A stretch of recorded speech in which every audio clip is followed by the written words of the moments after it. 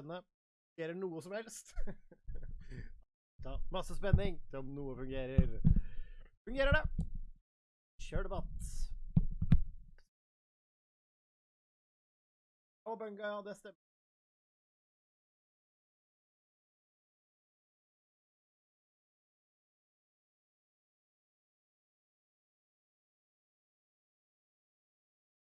Sånn. Skal vi se. Åpning. Kawabanga! Se der. Det noen som... Hei sann. Hører dere meg? Det litt lav lyd på stemmen. Bra. Dette er grunnen til at vi gjør dette åpningsstikket. Det blitt en slags varemerke da. For meg som streamer. Sånn. Skal vi se. Seb spiller The Stanley Parable Ultra Deluxe. Det stemmer. Det det vi skal gjøre i dag. Dette et spill jeg har spilt før. Vi snakket om det i... Tom Kalle, jeg vet, det jævlig høyt sceneskifte, og det er fordi du skal holde deg litt på tæra, at du ikke skal sovne underveis. Hvordan formen, Seb? Skriver Remman. Ja, vondt i ribbeina, det stemmer. Brukkende ribbein noe dritt. Hei til alle sammen. Tom Kalle, Genovena Vahal, Karoline Mys, Seb Didriks Remman, koppe. Altså, det helt nydelig. Det helt nydelig. Karoline Mys, ja, salt til siden. Der vi på plass. Du lurer kanskje på hva dette spennende screenen men jeg vil ikke gå videre derfra. Kåper lurer på om jeg har kommet meg til tirsdag. Helt klart, denne fyren lander alltid på beinet. Jeg drakk jo som kjent bare 1 øl. Det ble lovlig sent, men House of Nerds jo ikke nødvendigvis veldig kjent for å... Stenger ikke først i byen, i hvert fall ikke på de private arrangementene. Hyggelig å se alle sammen. Vi vel egentlig klare for å bare begynne. Vi skal spille godeste Stanley Parable, som det heter. Så det blir fint. Jeg må ta ned litt mer lys, for jeg orker ikke. Jeg ble så veldig lyst.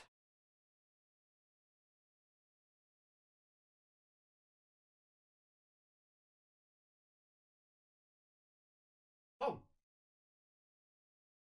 En koseligere stemning for meg også da, ikke sant? Slipp å være så...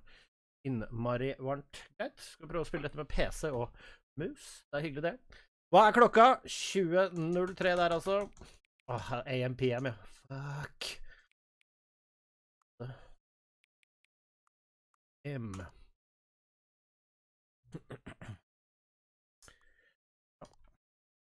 Dette blir spennende. Har dere spilt det? Hvordan lyden? Får det bli litt høyt for meg? Skal vi se. Sånn. Det var fint for meg. Hører dere spillet? Alt i orden? Hører dere hyggelige kontorlyder?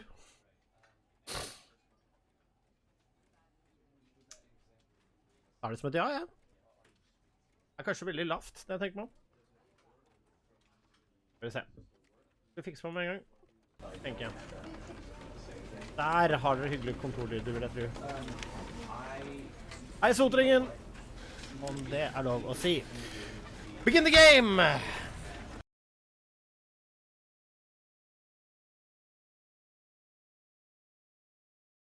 This is the story of a man named Stanley. Stanley worked for a company in a big building where he was employee number 427. Employee number 427's job was simple. He sat at his desk in room 427 and he pushed buttons on a keyboard. Orders came to him through a monitor on his desk, telling him what buttons to push, how long to push them, and in what order. This is what employee 427 did every day of every month of every year. And although others might have considered it soul-rending, Stanley relished every moment that the orders came in, as though he had been made exactly for this job. And Stanley was happy. And then one day, something very peculiar happened. Something that would forever change Stanley. Something he would never quite forget. He had been at his desk for nearly an hour when he realized that not one single order had arrived on the monitor for him to follow. No one had showed up to give him instructions, call a meeting, or even say hi. Never in all his years at the company had this happened, this complete isolation. Something was very clearly wrong. Shocked, frozen solid, Stanley found himself unable to move for the longest time. But as he came to his wits and regained his senses, he got up from his desk and stepped out of his office. Jeg vet ikke om dere har spilt dette før, men denne fortelleren, han blir jo en viktig karakter, og den prøver jo hele tiden å fortelle deg hvordan du gjør det. Nei, hvordan du skal spille. Så det gøy å la være om vi kan spille litt ordentlig først, da. Ja, reiste vi oss opp fra vår desk. All of his co-workers were gone. What could it mean? Stanley decided to go to the meeting room. Perhaps he had simply missed a memo. Spille et vanlig først, da. Det er jo et spill som er veldig gøy å utfordre.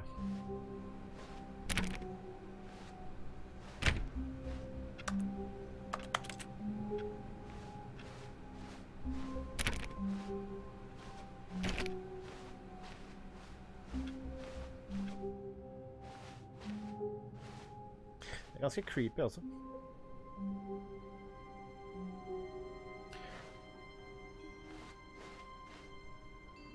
When Stanley came to a set of 2 open doors, he entered the door on his left. Or did he now? This was not the correct way to the meeting room, and Stanley knew it perfectly well. Perhaps he wanted to stop by the employee lounge first, just to admire it.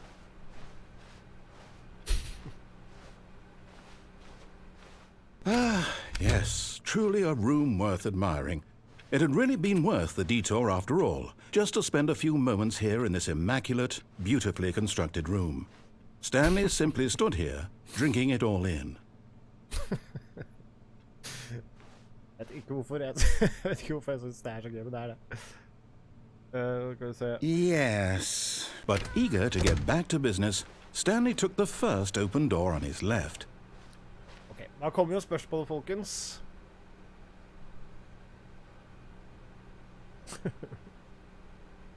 Er det en joystick du har? Jeg vet ikke hva du svarer om. Er det måten jeg spiller på? Jeg spiller med tastatur og mus, så det er jeg ikke noe spesielt god på, men jeg gjør det nå.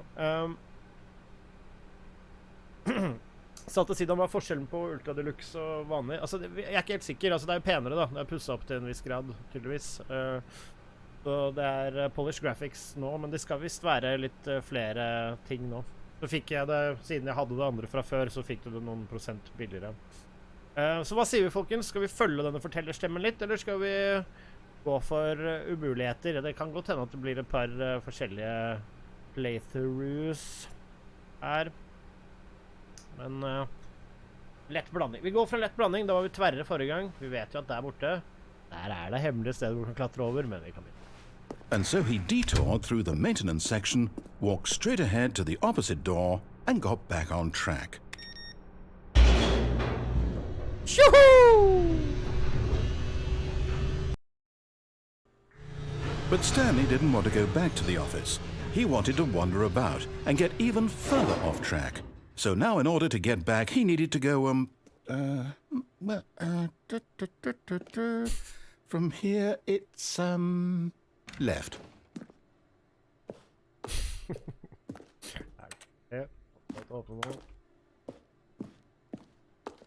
Oh, no, it's to the right, my mistake. Ganske creepy. No, not the right. Why would I have ever said it was to the right? What was I thinking? It's clearly... Oh dear, would you hold on for a minute, please?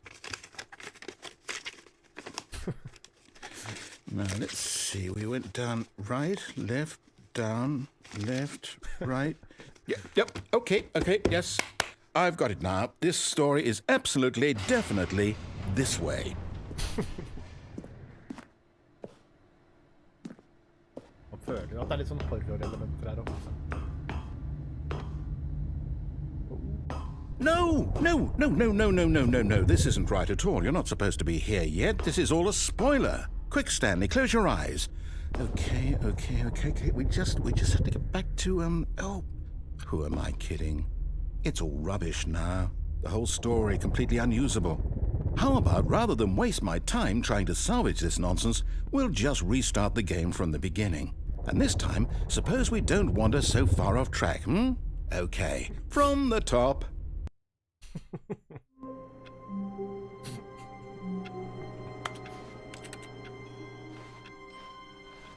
All of his co-workers were gone. What could it mean? Stanley decided to go to the meeting room. Perhaps he had simply missed a memo.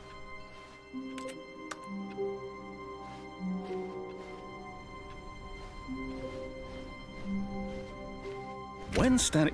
Wait, what? No, I restarted. I swear, I definitely restarted the game over, completely fresh. Everything should be... Oh, did something change? Stanley, did you change anything when we were back in that room with all the monitors? Did you move the story somewhere, or... Hold on. Why am I asking you? I'm the one who wrote the story. It was right here just a minute ago. I know for sure that it's here somewhere. Okay, then. It's an adventure. Come, Stanley. Let's find the story. Ja, det jo fristende. Kan jeg hoppe? Jeg kan ikke hoppe, kan jeg?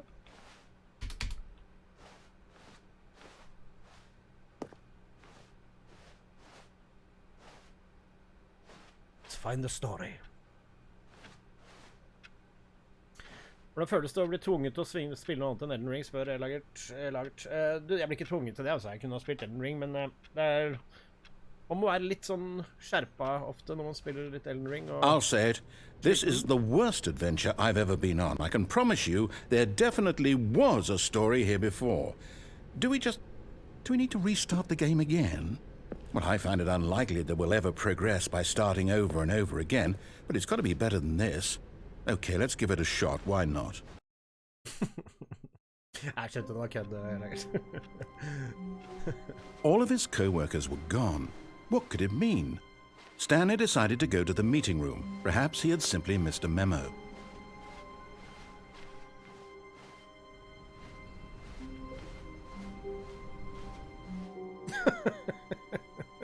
Okay, yep, it's worse. I might be remembering this wrong. It's possible the story is back where we just came from. Why don't we go back the other direction and see if we missed anything?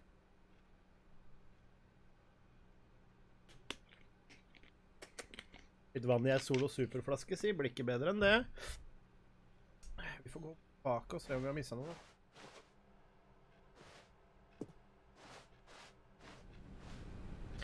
Jeg har ikke tatt en øl i dag, Sotringen. Jeg vannvogna på denne utrolige Pura-gutten. En god soldat hviler når han kan, jobber når han må. Aha! I knew we'd miss something. The story. Here it comes. No, wait. Never mind. Not the story. Okay, let's head back the other way and retrace our steps.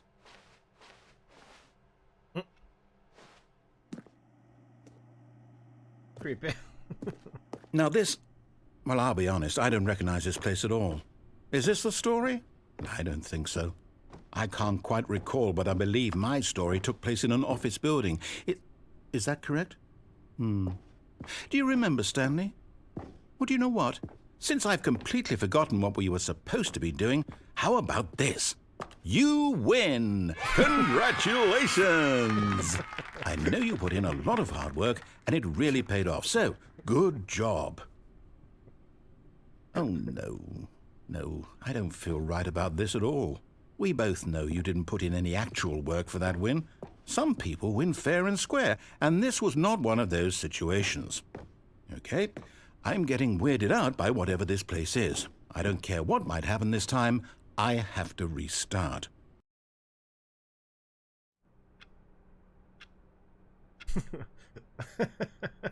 All right, I've got a solution. This time, to make sure we don't get lost, I've employed the help of the Stanley Parable Adventure Line. The Adventure Line. Just follow the line. How simple is that? Let's follow the Stanley Parable Adventure Line, you guys. Yeah, baby. Å, det så fristende. Nei, vi får være litt kompis med deg ute her nå, da. You see? The line knows where the story is. It's over in this direction. Onward, Stanley, to destiny. Though, here's a thought. Wouldn't wherever we end up be our destination, even if there's no story there? Or to put it another way, is the story of no destination still a story? Simply by the act of moving forward, Are we implying a journey such that a destination is inevitably conjured into being via the very manifestation of the nature of life itself? Okay, Stanley, I need to follow this train of thought for a minute. Just stick with me. Now, we can both agree that the nature of existence is in fact a byproduct of one's subjective experience of that existence, right? Okay. Now, if my experience of your existence rests inside of your subjective experience of this office, is this office, in fact, the skeleton of my own relative experiential mental subjective construct? Whoa. Hang on. That got a bit weird back there. Well, I'd like to apologize. Not sure where I was going with all that. You know what? I think what we need right now is a bit of music to lighten the mood.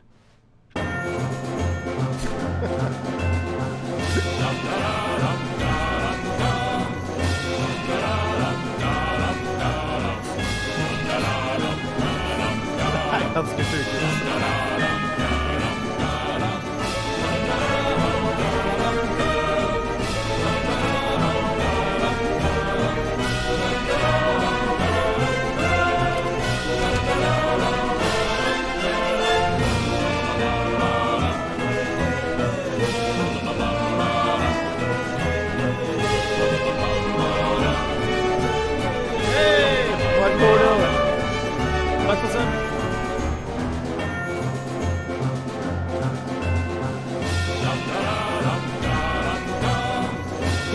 Cut the music, go back and look at that fern.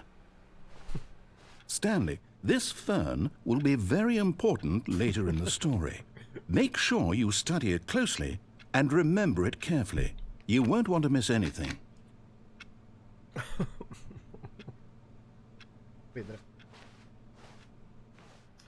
This fern is very important for the story. Wait, what? We're back at the office? No.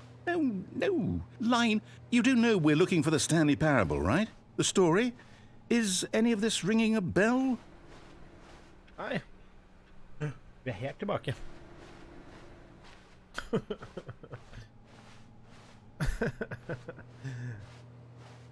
Det et veldig trippy spill. Det utrolig gøy. Jeg husker at jeg koser meg med dette ganske mange timer. Du kan spille det mange ganger og oppleve masse helt nye ting. Prøve å break the game og hele pakka. Oh, no, not again, Line. How could you have done this to us? And after we trusted you, after everything we've been through, you... Oh, I can't take this anymore. To hell with it. Restart.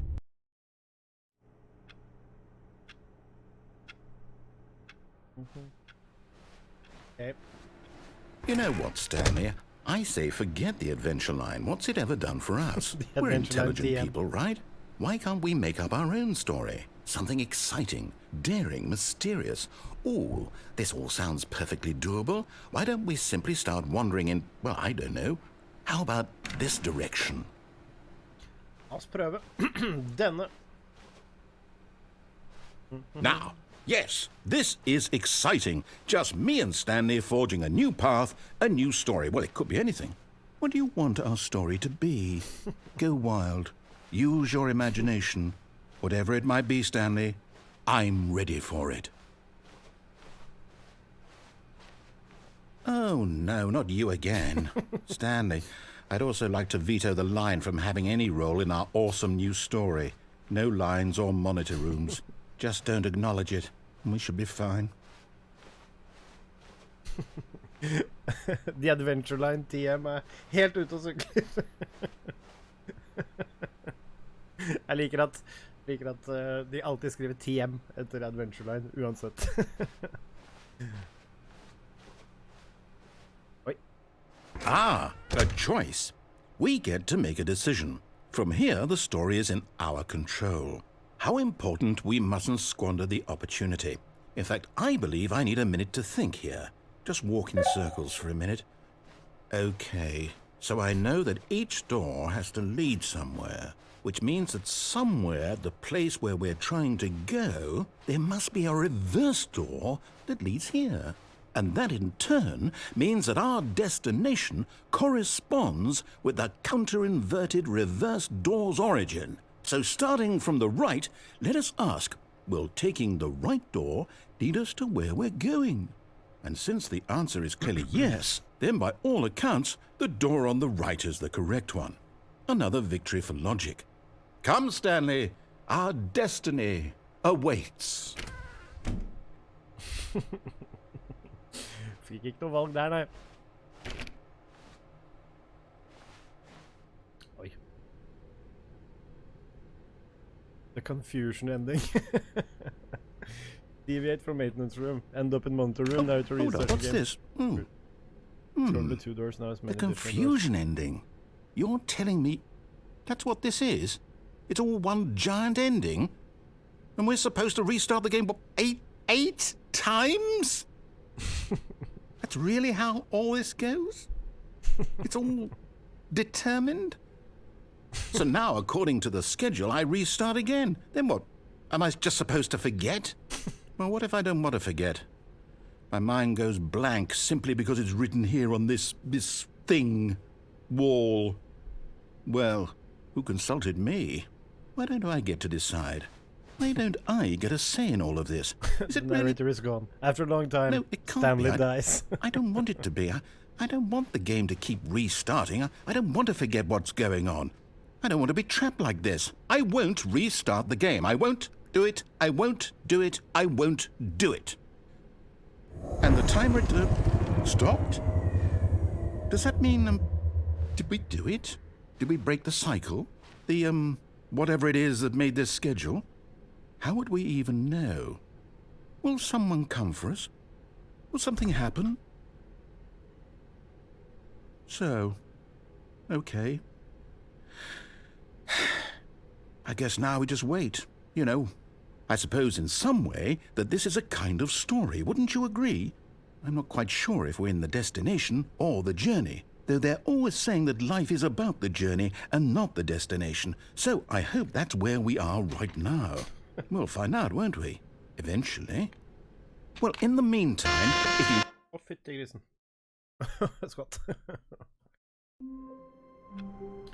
Er nok en fattigmanns Stephen Fry-revan som narratoren, men han veldig flink. All of his co-workers were gone. What could it mean? Stanley decided to go to the meeting room. Perhaps he had simply missed a memo.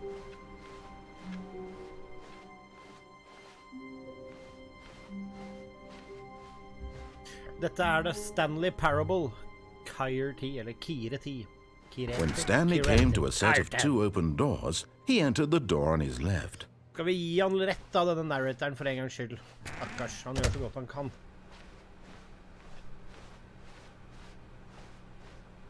The meeting room? Yet there was not a single person here either. Feeling a wave of disbelief, Stanley decided to go up to his boss's office, hoping he might find an answer there.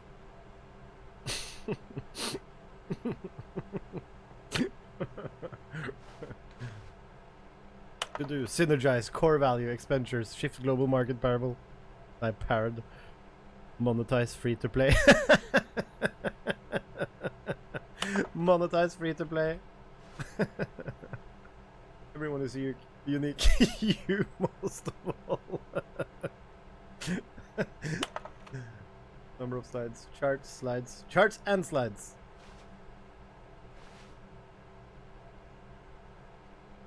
De har strøket over happy feelings.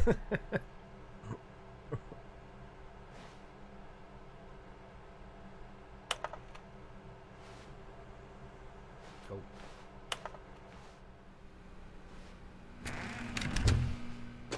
Oi.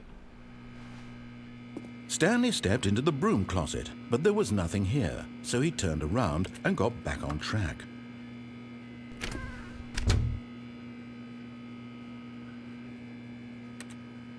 There was nothing here.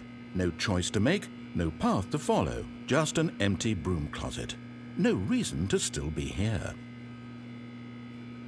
Skal vi koke han litt og se hva han sier? It was baffling that Stanley was still just sitting in the broom closet. He wasn't even doing anything. At least if there was something to interact with, he'd be justified in some way. As it is, he's literally just standing there doing sweet FA. Sweet fuck all. Are you Are you really still in the broom closet? Standing around doing nothing? Yep. Why? Please offer me some explanation here. I'm genuinely confused. Gjør det for å se hva som skjer. Du må prøve å se hva som hender når man You do realize there's no choice or anything in here, right? If I'd said Stanley walked past the broom closet, at least you would have had a reason for exploring it to find out. But it didn't even occur to me because literally this closet is of absolutely no significance to the story whatsoever. I never would have thought to mention it.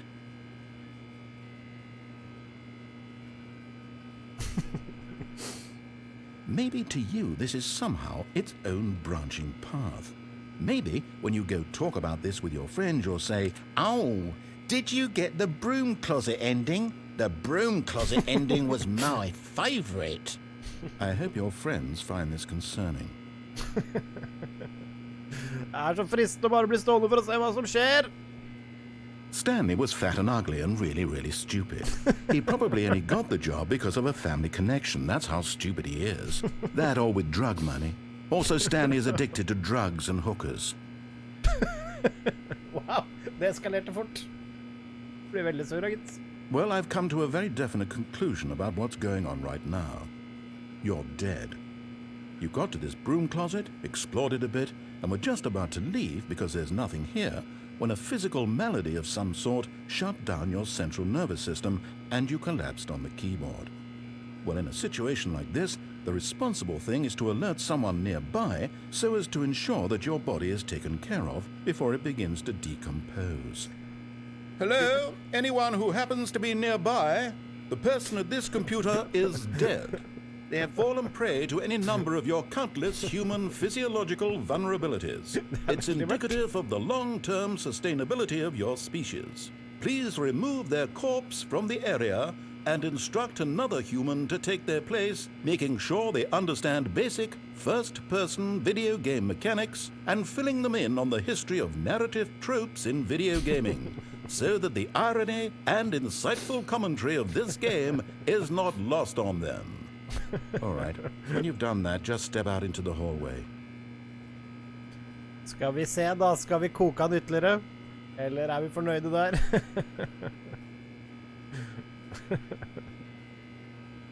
Kom igjen, chat, dere får bestemme om vi skal gå videre eller om vi skal se om det skjer noe. Vi koker den!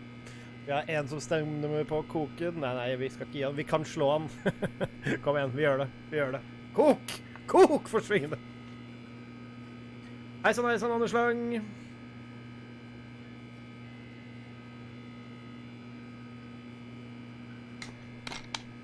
Prøver å få narratoren til å gi seg. Vi vet liksom ikke om dette, om det kommer noe mer eller ikke uten å være i...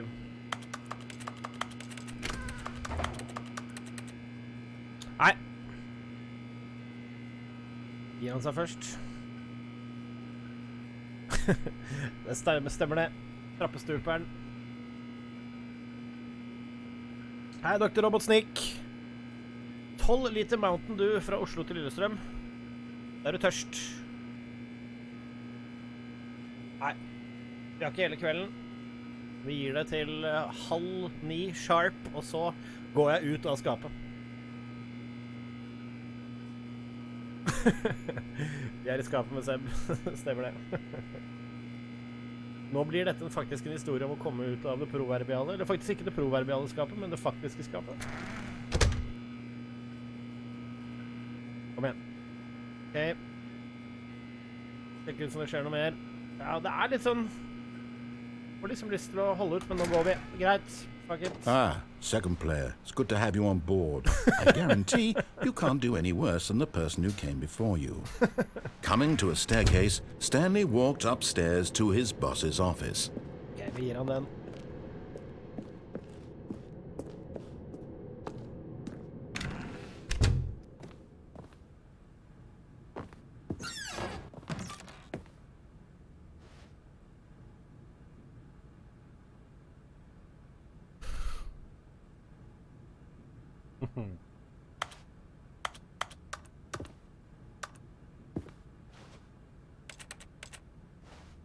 Feilbilde.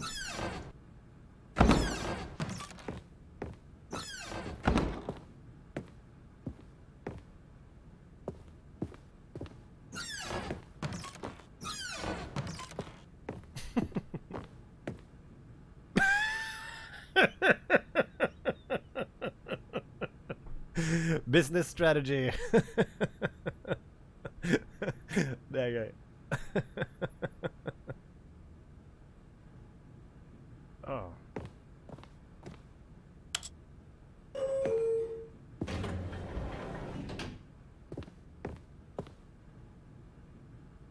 I am the most expensive. Stepping into his manager's office, Stanley was once again stunned to discover not an indication of any human life. Shocked, unraveled, Stanley wondered in disbelief who orchestrated this. What dark secret was being held from him?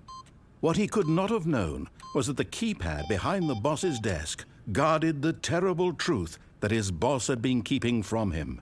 And so the boss had assigned it an extra secret PIN number. 2845. But of course, Stanley couldn't possibly have known this. Yet incredibly, by simply pushing random buttons on the keypad, Stanley happened to input the correct code by sheer luck. Amazing. He stepped into the newly opened passageway.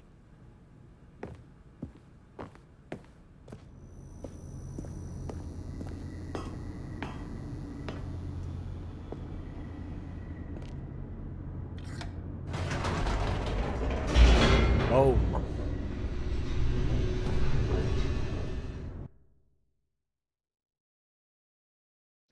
Descending deeper into the building, Stanley realized he felt a bit peculiar.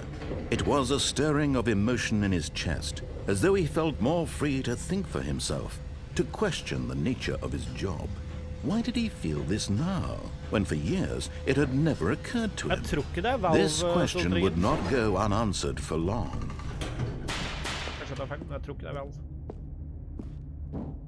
Stanley walked straight ahead through the large door that read Mind Control Facility. Escape. Nei, det er Mind Control Facility.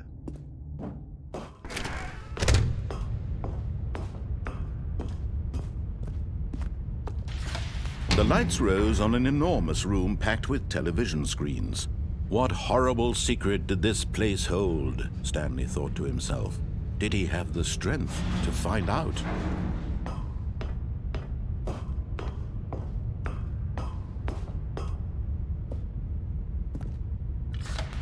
Now the monitors jumped to life, their true nature revealed.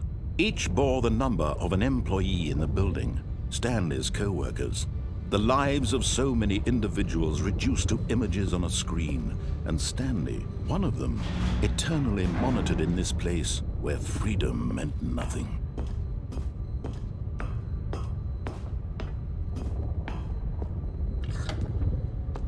This mind control facility, it was too horrible to believe. It couldn't be true. Had Stanley really been under someone's control all this time? Was this the only reason he was happy with his boring job? That his emotions had been manipulated to accept it blindly?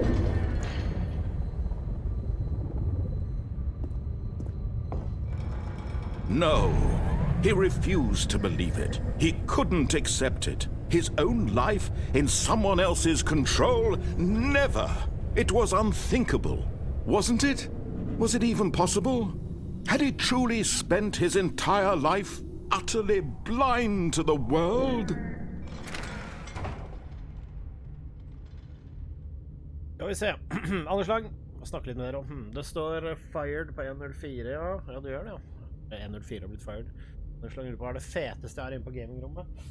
Det er vanskelig å svare på. Det er veldig mye kule ting her, rett og slett. Det er, men kanskje de gutta som står rett bak der. Hva er det? Da har jeg jo en og annen hellig gral, da, som står oppe i hyllene her, med veldig noen ting som er veldig sjeldne, for eksempel. Det er jo denne her som jeg har vist fram noen ganger, ganske kul. Åh, shit. Spawn nummer 1. Åh, shit. Fett.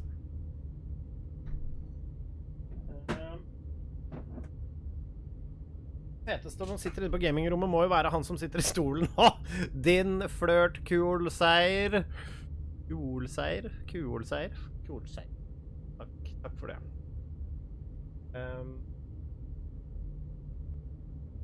Start her. Jeg kan jo vise den ene tingen her da, som ganske kall.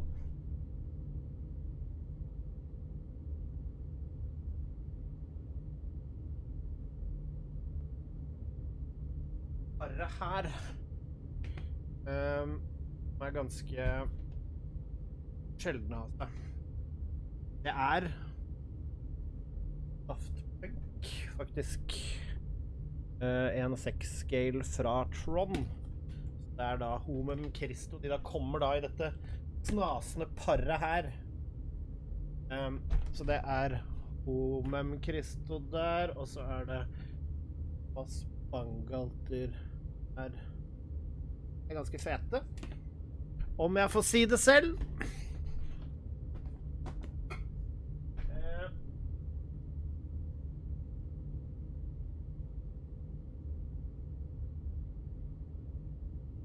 Klart. Hva noe annet? Denne jævlig fett. Disse seriene her med retro, sånn som Turtles-figurene føltes ut som at de så ut. Sånne fully posable nye varianter fra Super 7. De ganske fete. Jeg har den serien her. De står litt rundt omkring.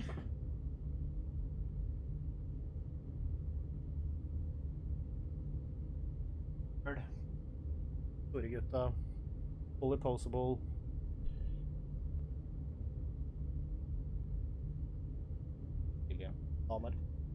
Blant andre ting.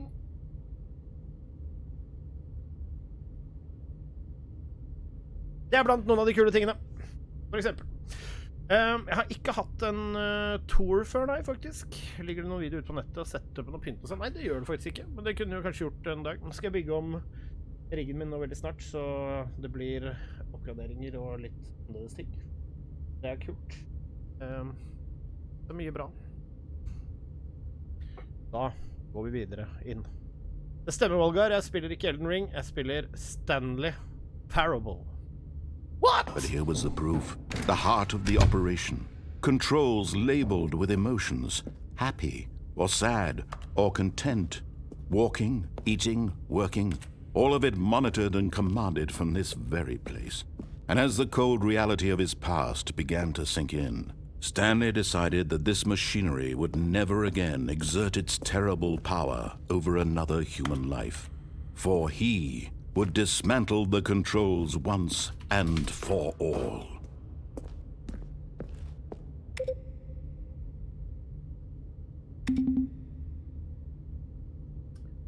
Der, ja.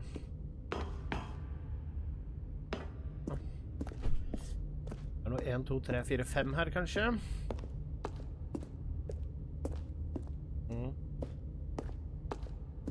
En.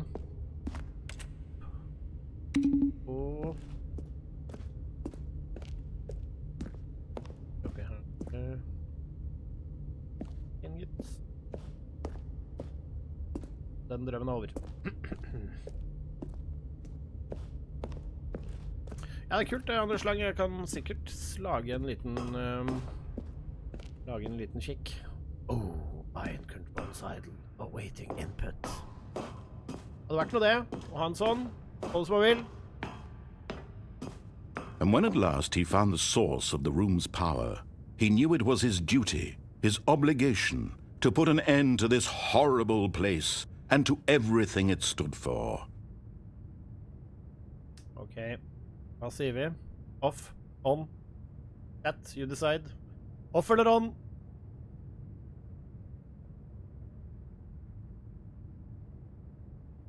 Vi har en on, vi har 2 on, vi har 3 on, 4.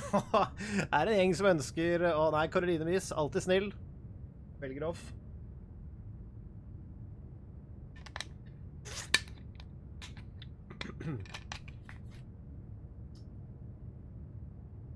Blir on. Det en overlegen seier for on. Oh, Stanley, you didn't just activate the controls, did you? After they kept you enslaved all these years, you go and you try to take control of the machine for yourself. Is that what you wanted? Control? Oh, Stanley, I applaud your effort, I really do. But you need to understand, there's only so much that machine can do. You were supposed to let it go, turn the controls off, and leave. If you want to throw my story off track, you're going to have to do much better than that. I'm afraid you don't have nearly the power you think you do. For example, and I believe you'll find this pertinent, Stanley suddenly realized he had just initiated the network's emergency detonation system. In the event that this machine is activated without proper DNA identification, nuclear detonators are set to explode, eliminating the entire complex. How long until detonation then? Let's say, 2 minutes. Now this is making things a little more fun, isn't it, Stanley? It's your time to shine. You are the star. It's your story now. Shape it to your heart's desires. Oh, this is much better than what I had in mind. What a shame we have so little time left to enjoy it. Mere moments until the bomb goes off. But what precious moments each one of them is. More time to talk about you, about me, where we're going, what all this means. I barely know where to start. What's that? You'd like to know where your co-workers are? A moment of solace before you're obliterated? All right, I'm in a good mood. You're gonna die anyway. I'll tell you exactly what happened to them. I erased them. I turned off the machine. I set you free. Of course, that was merely in this instance of the story. Sometimes when I tell it, I simply let you sit there in your office forever, pushing buttons endlessly and then dying alone. Other times, I let the office sink into the ground, swallowing everyone inside, or I let it burn to a crisp. This version of events has been rather amusing. Watching you try to make sense of everything and take back the control wrested away from you, it's quite rich. I almost hate to see it go. But I'm sure whatever I come up with on the next go-around will be even better. My goodness, only 34 seconds left. But I'm enjoying this so much. You know what? To hell with it. I'm going to put some extra time on the clock, why not? These are precious additional seconds, Stanley. Time doesn't grow on trees. Oh dear me, what's the matter, Stanley? Is it that you have no idea where you're going or what you're supposed to be doing right now? Or did you just assume when you saw that timer that something in this room was capable of turning it off? I mean, look at you. Running from button to button, screen to screen, clicking on every little thing in this room. These numbered buttons, no, these colored ones. Or maybe this big red button, or this door. Everything, anything, something here will save me. Why would you think that, Stanley? That this video game can be beaten? Won? Solved? Do you have any idea what your purpose in this place is? Stanley, you're in for quite a disappointment. But here's a spoiler for you. That timer isn't a catalyst to keep the action moving along. It's just seconds ticking away to your death. You're only still playing instead of watching a cutscene because I want to watch you for every moment that you're powerless. To see you made humble. This is not a challenge. It's a tragedy. You wanted to control this world, that's fine. But I'm going to destroy it first, so you can't. Take a look at the clock, Stanley. That's 30 seconds you have left to struggle. 30 seconds until a big boom and then nothing. No ending here. Just you being blown to pieces. Will you cling desperately to your frail life? Or will you let it go peacefully? Another choice. Make it count. Or don't. It's all the same to me. All a part of the joke. And believe me, I will be laughing at every second of your inevitable life from the moment we fade in until the moment I say, happily ever after.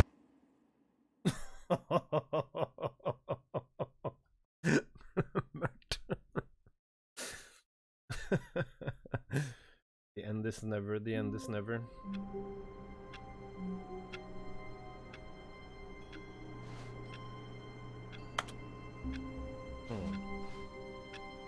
Dæven. Det smalt, da. All of his co-workers were gone. What could it mean? Stanley decided to go to the meeting room. Perhaps he had simply missed a memo. Oh, new content.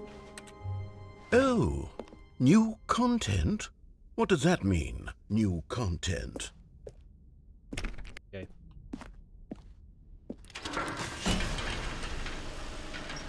Dette jo en deluxe-versjon av spillet. Jeg har spilt dette før. Det tydeligvis new content her, da. Har du prøvd Superliminal? Ja, jeg tror om jeg blander et spill... Hello, and thank you for playing the Stanley Parable Ultra Deluxe. As you may know, the Stanley Parable was a video game released in 2013 on home computers. After receiving critical and commercial success, it was expanded upon in 2022 with the Stanley Parable Ultra Deluxe, a reimagining of the game for consoles and home computers. The Stanley Parable Ultra Deluxe features exciting new content that broadens and expands the world of the Stanley Parable, delighting audiences the world over. Please, step inside and see what thrilling new adventures await in the Stanley Parable Ultra Deluxe. Oh, well, this sounds delightful. I'm very excited to see the thrilling new Ultra Deluxe content. Okay, so far it's an elevator. Nothing special yet, but I'm sure it's just the beginning of a mesmerizing adventure. Kan være. Kan også være ingenting. Det blir spennende å se. Is it broken? What's going on here? Should we be moving somewhere or... Oh, there we go. All right, finally, at long last, it's on to the new content. I've never been more ready. Let's do it.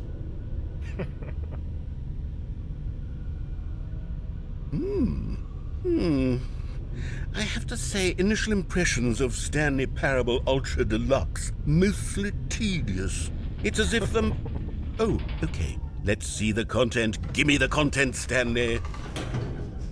Formen bedre. Dere blir fanget I en felle og transportert til Drammen. Jeg mener Caled. Opp.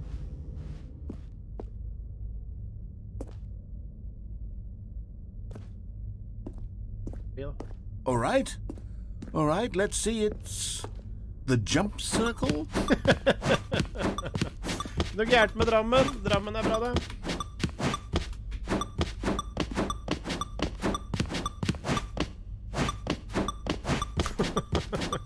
The jump circle ny.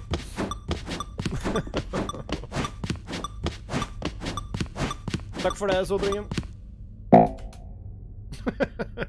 Var det alle hoppene vi hadde?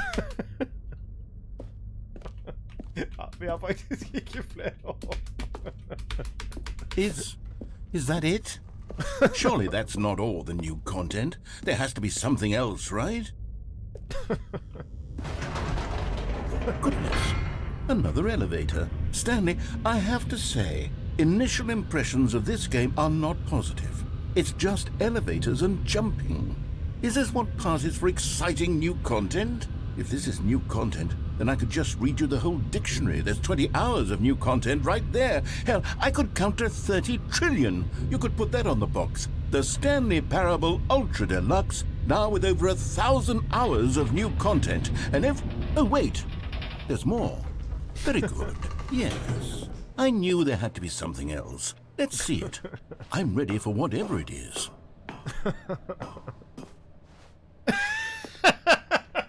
That's it? Oh, you've got to be kidding me. You see, Stanley?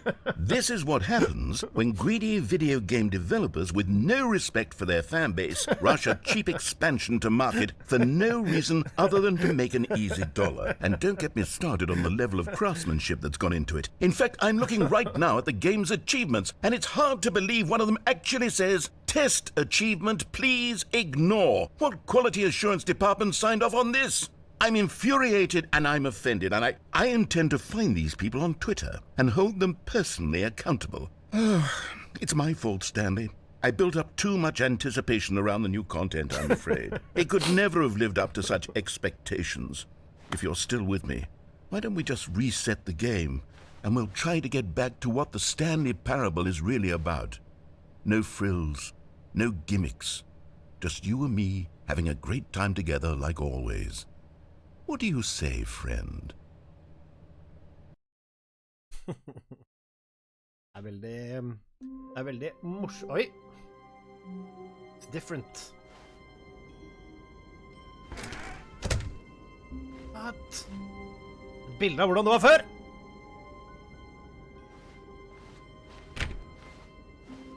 Creepy. Psst! Stanley! Come over here! In the vent! I want to show you something!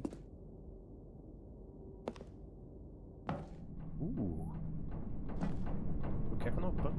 Jeg er ikke sikker.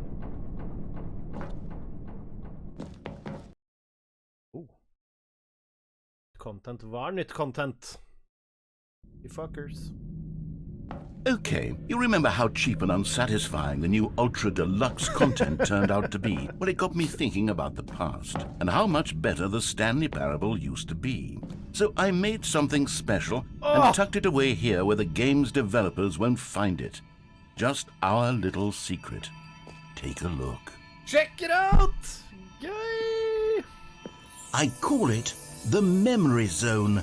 It's where I've been storing all my favorite memories so I can relive the peak experiences of my life whenever I want. Experiences like the launch of the Stanley Parable on PC. Memory Zone. You see, Stanley, doesn't the Memory Zone remind you of how wonderful Stanley Parable was before it was sullied with a cheap re-release? Remember back in October of 2013, when the game originally launched? Back then, video games had integrity. Back then, it all meant something. Oh, the waste.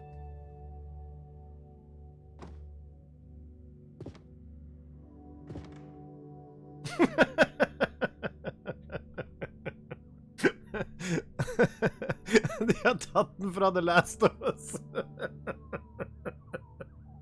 The British Academy of Film and Television Arts awarded to the Stanley Parable. Det er veldig gøy. Skal jeg faktisk ta bilder. Jeg skal ta bilder. Jeg kunne ha printscreena, men jeg er for old school.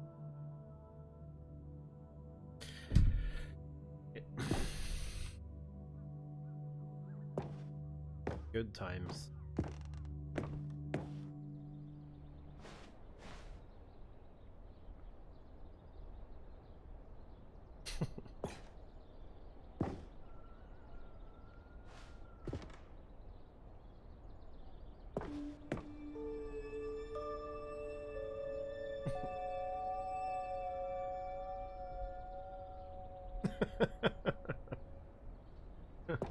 Jeg kan ikke rydde, altså.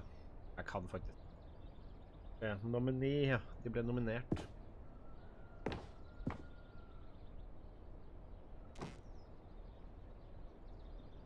Creator surprising without doors.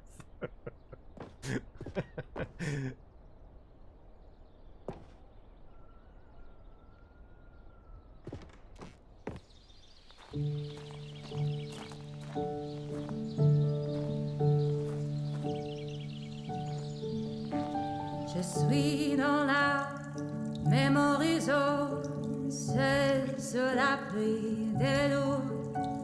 And over here is where I keep reviews of the Stanley Parable. Like this stunning triumph of games journalism, 10 out of 10 from Destructoid.com. James Stephanie Sterling writes, and I quote, "Where so many games that aspire to be more than games end up less than any form of art, Stanley Parable strives and then succeeds to be every game ever created." Did you hear that, Stanley? Every game ever created. That's how grand and all-encompassing the original Stanley Parable was. It was literally every game ever created. It was Skyrim, it was Persona 3, it was all of them, and now it's nothing. It's no games at all. It isn't even the Stanley Parable anymore. It's just a husk now. A lifeless husk with an hour of new elevator content.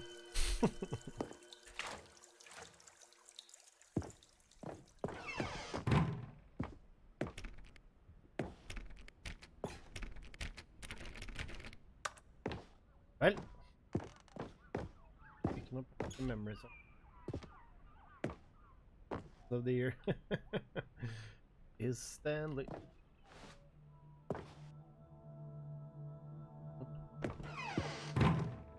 Here's another moving passage, this time from GameSpot.com.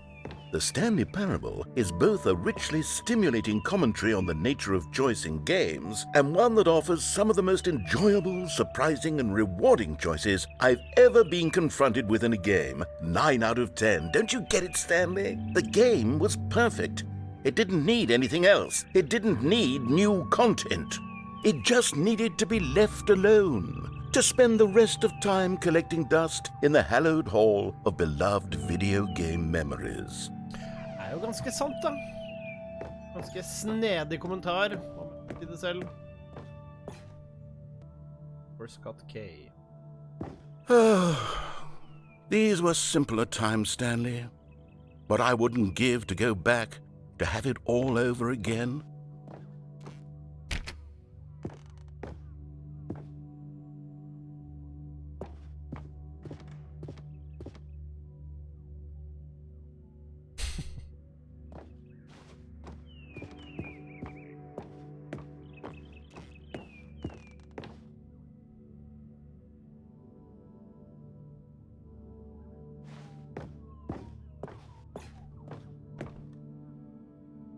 The serious room?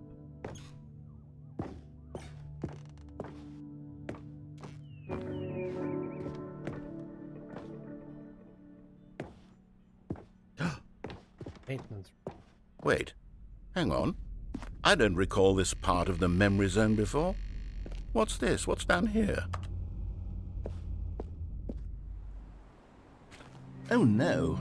God, no. Stanley, it's a collection of reviews from Steam, the online video game distributor. I haven't looked at these in years.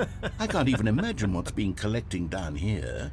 Surely these reviews were glowing as well, weren't they? Jeg enig med deg, Remman. Får nesten følelse av den stor langefinger til en publisher som pushet developer til å lage et nytt content. Det veldig følelsen jeg får også.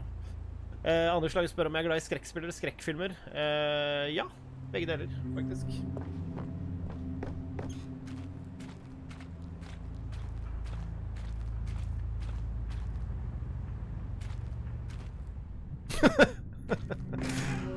Honestly, I could not be bothered to play this game to full completion. The narrator is obnoxious and unfunny, with his humor and dialogue proving to be more irritating than entertaining. Unfunny! I'm not trying to be funny. I'm trying to make a serious work of art. I suppose I could write up a handful of gags to insert into the Stanley Parable, but the game is already such a densely layered web of profound philosophical insights that I can't even imagine where I'd have the room to stick them.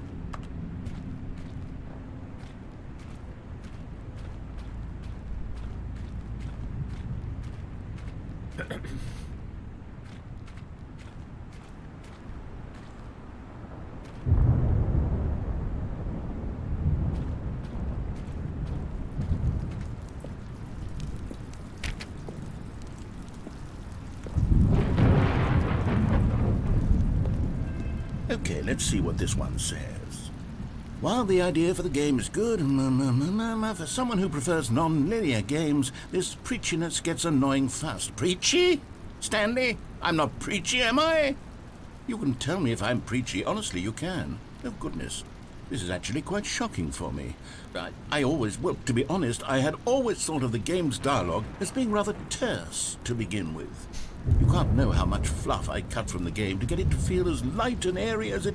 Well, I always thought it did. But maybe it wasn't. Oh dear.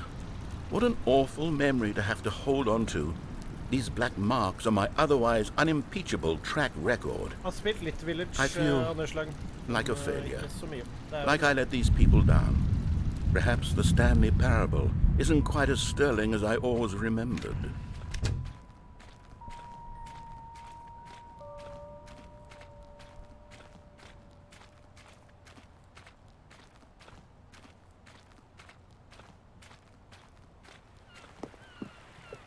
What's this one got to say? You constantly have to stop doing anything so the narrator can catch up with his long-winded explanations of what's happening. I wish there was a skip button. A skip button? Well, yes. Yes, I think we can do that. If I'm truly too preachy, then maybe letting you skip ahead for just a moment, surely it couldn't hurt. Not if it means we can strike these negative reviews from the record. Only positive reviews of the Stanley Parable. That's my motto today, and it's always been my motto. I'd do anything for the customer, Stanley. Yes, a skip button we shall have.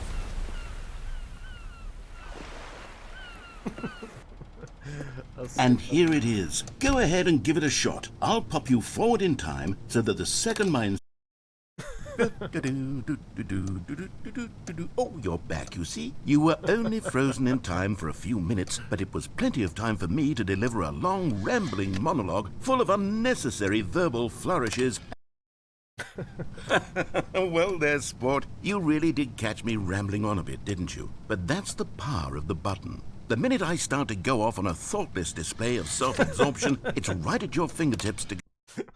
Okay, welcome back, Stanley. Now, I should say that the amount of time the button has been skipping through is becoming longer and longer. That last one was, well, I want to say maybe 30, 45 minutes? It's not unendurable by any means, but it's... Stanley, please don't push the button again. It's been 12 hours. You've just been frozen there. I don't know why the skips are getting longer, but they're really, truly getting longer. Oh, Stanley, you're back. You're back. Oh, my goodness. I have someone to talk to again. Stanley, I think it's been a week. Or 2 weeks. I've been sitting here all that time. Just sitting here. Not a single person to speak with. Oh, hello. It's you. You're here again. Welcome. I have had time to think about you and about us and about everything we've been through. I've had so much time, I stopped keeping track after a year. Have you ever sat down in one place and not moved for one entire year? Let me describe it for you. To begin with, there is only regret. There is only the turning wheel of missed opportunities. I felt nothing at all but regret for the longest time, Stanley. Days, months. I lost it all in a blur of the deepest longing to undo the past. And when that feeling had begun to subside, what took its place is what I can only describe...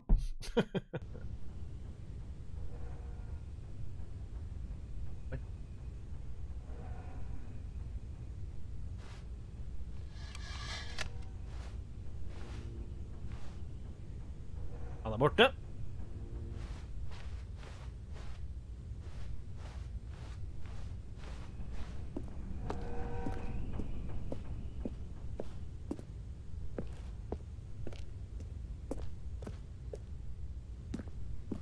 Har vi drept han?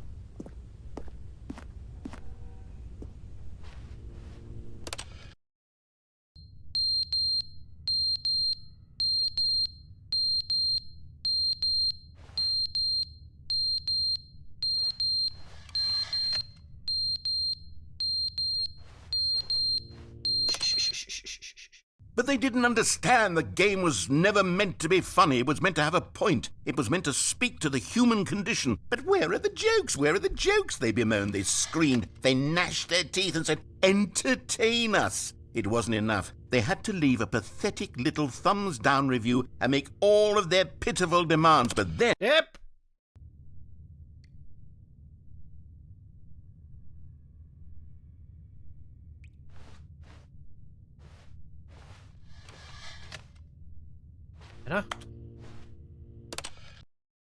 The end is never the end, is never the end, is never the end, is never the end, is never the end, is never the end, is never the end, is never the end, is never the end, Creepy as is never the end, is never the end, is never the end, is never the end, is never the end, is never the end, is never the end, is never the end, is never the end, is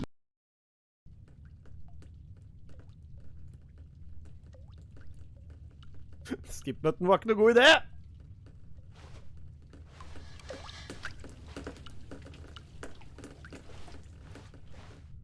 Får liksom hele tiden lyst til å se bak her, om det dukker opp noe bak. Nå driver det og regner veldig her. Nei. Nei, jeg så ikke match i går. Oi!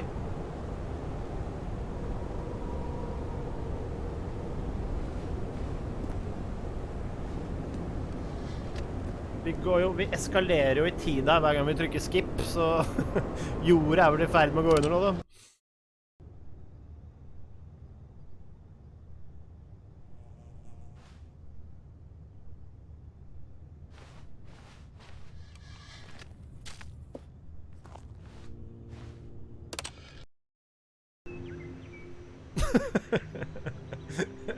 Jorda har gått under, og nå kommer den tilbake. Hyggelig, da. Du skal aldri ha skippet. Å nei, jorda har gått under igjen.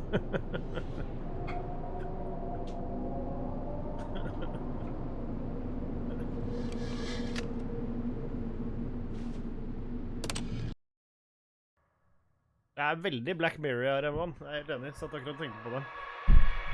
Det jo hele Stanley Parable, føles veldig som en kode av Black Mirror, som for øvrig en av de aller beste seriene jeg har sett. Så hvis dere ikke har sett Black Mirror, så ligger den på Netflix, den må ses. Alle episodene like bra, men alle episodene bra, og noen av de helt fantastisk. Skikkelig, skikkelig creepy. Nei, men, hit-button? Oi.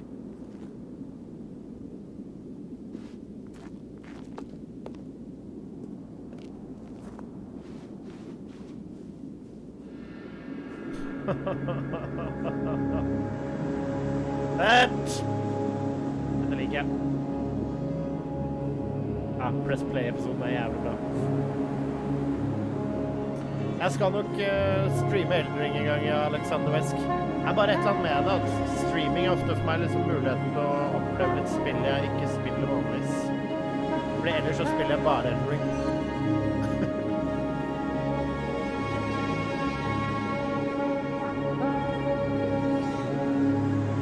Dette tok en turn jeg ikke hadde forventet.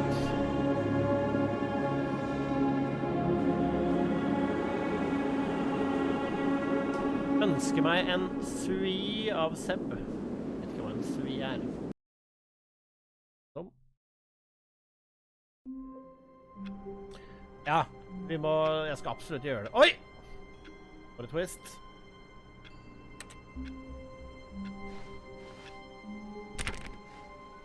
All of his co-workers were gone. What could it mean? Stanley decided to go to the meeting room. Perhaps he had simply missed a memo.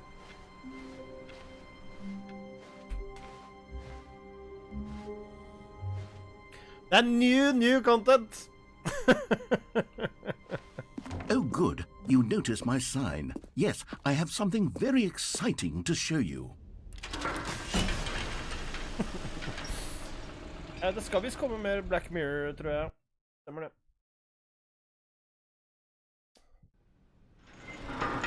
Det en rar opplevelse. Spillet jeg tør å påstå som, altså selvfølgelig, som spill det veldig spesielt, men som I kategorien walking sim, eller litt sånn thought-provoking, som det heter på norsk, så dette nok en av de aller beste.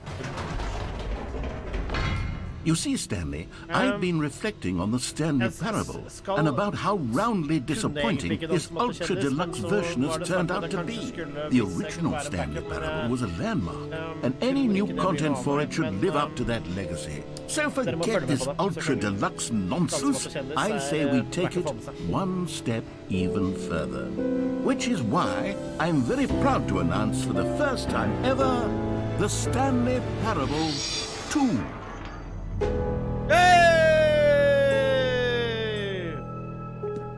Yes, you see, isn't this far superior to a measly re-release with a few minor additions? Think of all the new territory we'll cover with a fully fledged sequel. An entirely new experience, built from the ground up. Why, there are so many possibilities. It could go in so many different directions.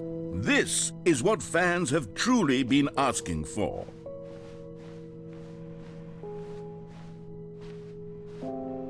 Calling it the Stanley Parable 2 is just so much catchier than Ultra Deluxe, don't you think? Ultra Deluxe? What does it even mean? But the Stanley Parable 2, now that's an artistic statement right there. It's future-oriented. It screams progress and innovation and long-term franchising Pisser på folk potential. som lager toer-avspill som ikke egentlig er toere. Kan vi lukte en liten pekenese til Overwatch her da? Now, to be clear, I haven't quite nailed down what exactly the Stanley Parable 2 is going to be, but let's take a look at some of the features I've been developing for it. I figure that if I can loosely organize a handful of interesting concepts, that surely the game will sort of naturally spring up around them. It'll all work itself out. Game development is much more of a fuzzy magic than anything scientific or logical, really. Men dere må se på Dansemat og kjendis. Det blir veldig gøy. Da Klokkismann, din årlige veldedighetsdraum.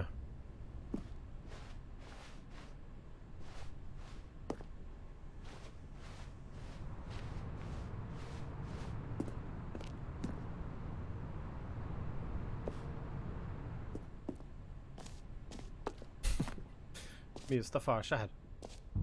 Here we are. Go on. Try out some of the new features.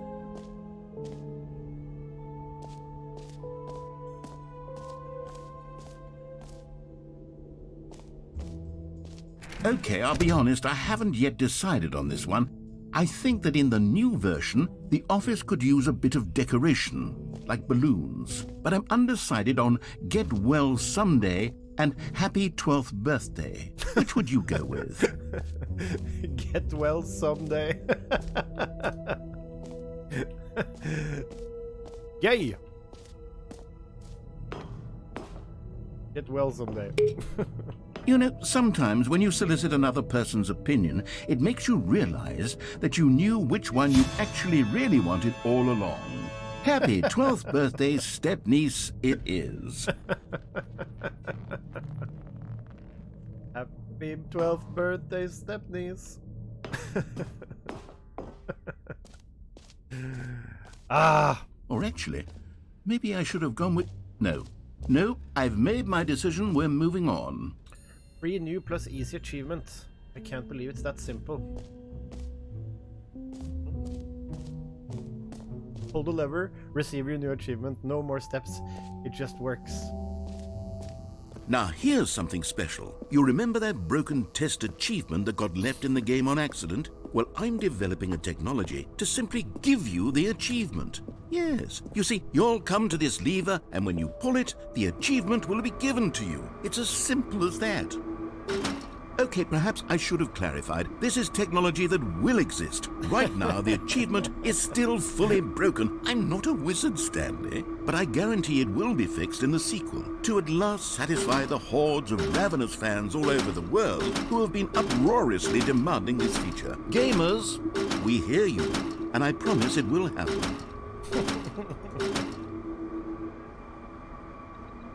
Let it burn now. Vil du ha den? Nei vel. Jeg skjønner. Always.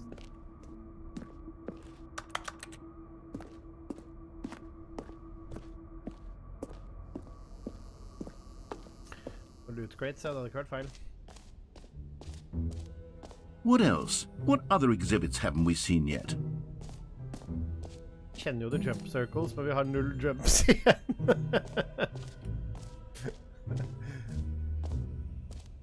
Collectibles!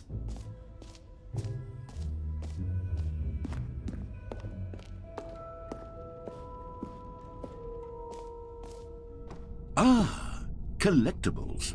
Now it's a real video game. In the Stanley Parable 2, you'll run around gathering up these miniature Stanley figurines. And what's truly innovative is that there will be no reward for collecting all of them. I don't want to stifle the intrinsic joy of watching a number go up. You simply collect all of them, and then you move the hell on with your unremarkable life.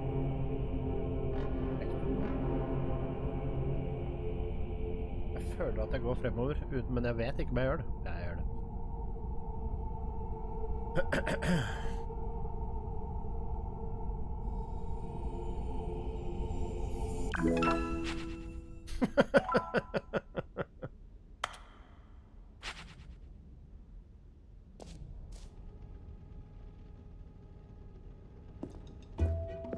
God, it really is the worst when you collect everything in a video game and then they give you a big fancy reward for it. Absolutely tragic.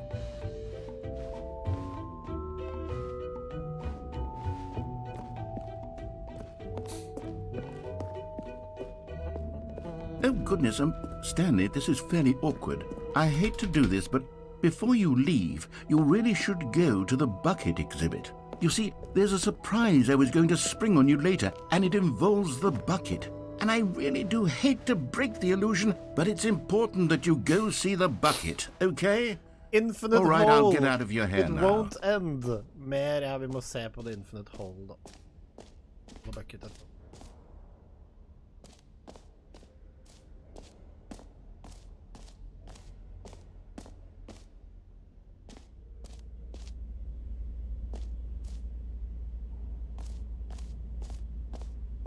Stanley, here's an idea that I'm truly fond of. It's never been done before in a video game. This is, in fact, a hole that you can fall down forever. That's right. Infinite falling. You can fall until the end of time, if you like. A stunning leap forward for video games as a medium. Let's go.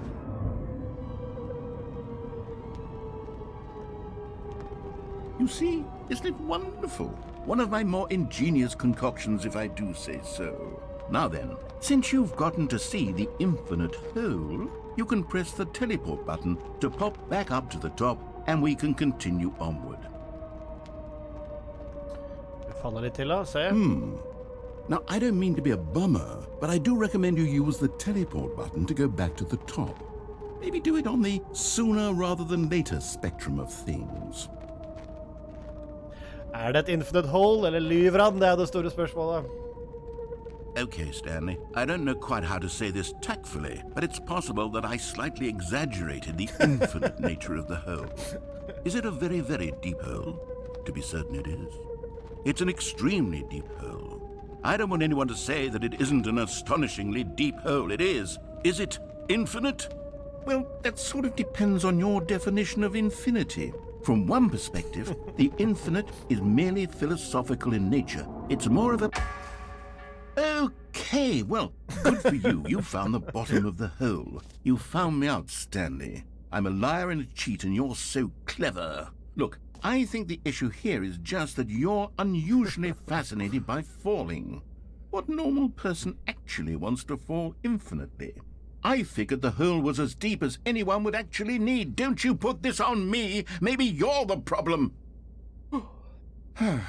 Look, things got a little heated there. I think we both said some things we didn't mean. Why don't we just put all this behind us and agree to just call the hole mostly infinite? If that works for you, then go ahead and press the teleport button to warp up to the top of the hole and we can move on. I'll just be up here when you're ready.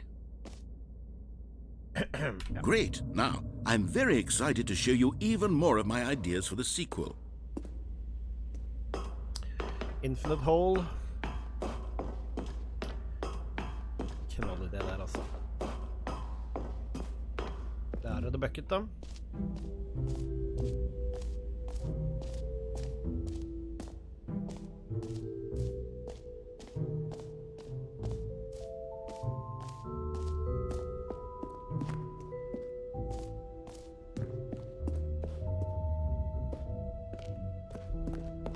Settings World Champion. Where The Bucket, da? That's new. The button that says the name of the player that is playing the game. Okay,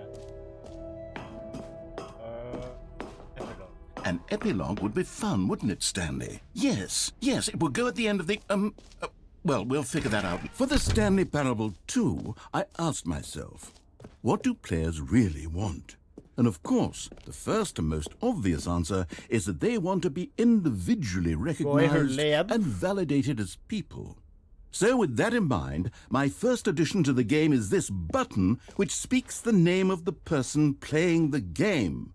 Isn't that wonderful? Okay, da får vi se da. Jim. Sorry, I should have clarified. Right now, the button only says the name Jim. But of course, in the final game, this button will say your name, whatever name that is. Here, let's have you role-play as Jim to really simulate the full experience of this feature. Just play along. I promise you'll love it. Okay, here we go. Let's take a deep breath, clear your mind, forget whoever you are, and simply become a person named Jim. Okay. I want you to imagine yourself living as Jim, sleeping and waking as Jim, falling in love and being heartbroken as Jim, seizing all of the world's possibilities as Jim, and as Jim watching your dreams crumble into dust. Do you feel it deeply? Are you really, truly Jim right now? Oh, if yes, so, then please step forward and press the button. Jim. Yes, you see? What a thrill, what a rush. That was you. The button described you. Do it again, do it again. Okay. Jim. Ooh, it hits even harder the second time. If this were the only new feature in the Stanley Parable 2, it would still be worth the money. Let's take a break from the Jim button. I'm too emotionally drained from all of this personal validation. Jim. Whoa there, cowboy. Sometimes a person can be too much, Jim. I'm putting the Jim button away. Otherwise, soon you'll start to lose all sense of who you actually are. Jim. Wow there, cowboy. It can be too much Jim. Det skal jeg faktisk begynne å si. Det er en life lesson om jeg noen gang har hørt den. Whoa there, cowboy. I suppose I could allow only people named Jim to play the Stanley Parable 2. That would actually save me the work of finishing this feature. Vi har fått en som skriver at vi skal gå I hullet igjen. Fine, it ended. Da får vi gå og se på det Infinite Hole igjen da. Det kan hende at vi bare blir lurt av den. Oi. Det borte.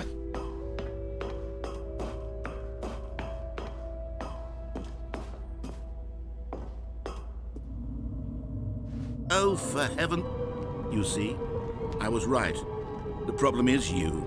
The problem is that you like holes too much. Not normal.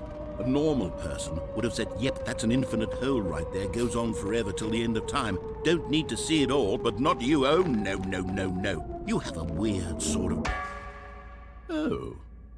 Did the hole seem even shorter to you this time? I couldn't help but feel like you spent a little less time in there than you did before. I mean, admittedly, I didn't make an infinite hole, but I didn't think it was that not infinite. Well, I suppose once again there's nothing to do here. If you decide you've had enough of the hole, you can hit the teleport button and come join me up above. Had enough? I'm positively thrilled. Gosh, how could I have guessed? You're back in the hole. If this starts to become a thing where... Wow. Okay. Yes. I'm starting to become extremely certain that the hole is not only not infinite, but that it's growing steadily less and less infinite. I suspect that I'm starting to hit the point where it's no longer feasible to call the hole infinitely deep, even by the lax overall standards for accountability in marketing. What's going on here? Stanley, I have no explanation for the uncertain nature of the hole's length. Here, let's try something. Let's pop back up to the top, and we'll see if it gets any shorter. Well, there it is. The shame of my life. How is this still appealing to you? I know you're obsessed with holes, but at this depth, I just can't see this scratching the itch. Oh, who am I to judge? You just do whatever it is you're here to do and hit the teleport button when you're ready to move on. Is the, teleport button not working? SpaghettiOs! You sure? Well, I mean, I really don't have an explanation. It was working just a moment ago. Try it again. Still nothing? Well, I suppose there is one thing I can do to fix this. I'm out. Goodbye, Stanley. You couldn't bear to be away from the hole, and now you'll get more time with it than you could ever have asked for. It's a win for everyone. You get to be with the hole, I get to do literally anything else. Take care, Stanley. I hope you and the hole have a wonderful rest of eternity together. Det så bra skrevet! Det rett og slett ikke noe annet å gjøre enn å klappe for writersene her.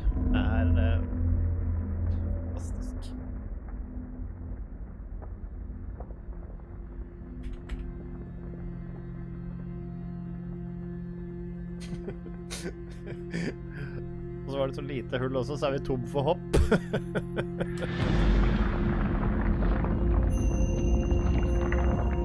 Oi!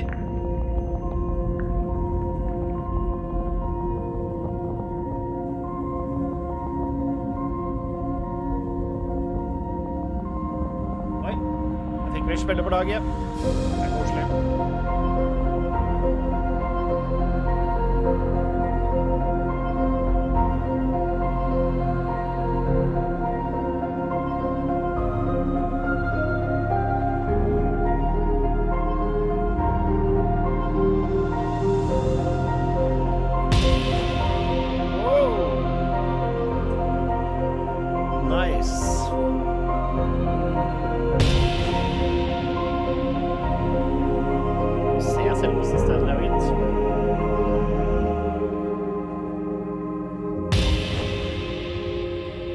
Tvangstanke om å gjøre det i takt.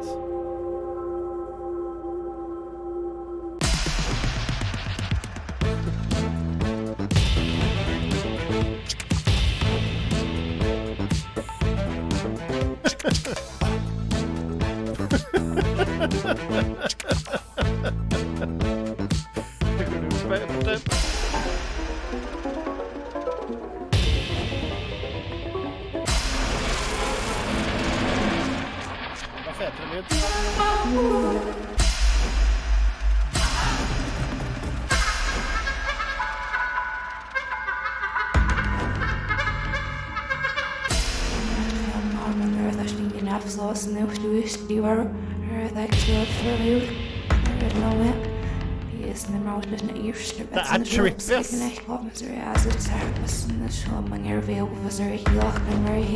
Mindfuck.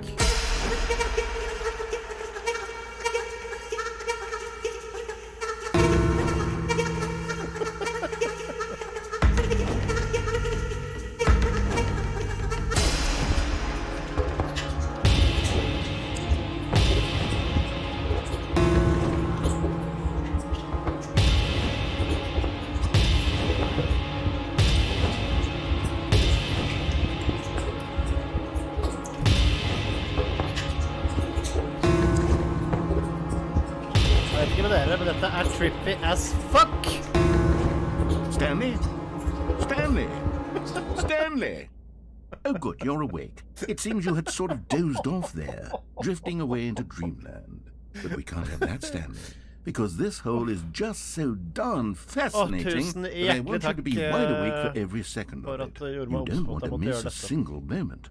So how about if I just pop in from time to time and wake you up to keep you really, truly focused on the hole? From the looks of things, you and I will have many, many years here in this hole, and I'm looking forward to all of them. Stay alert, Stanley. I'll be back. Toodle-pip. Toodle-pip.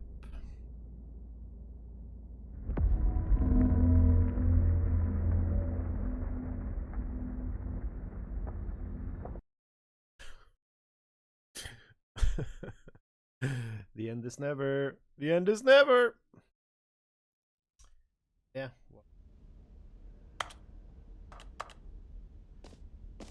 Here we are. Go on. Try out some of the new features.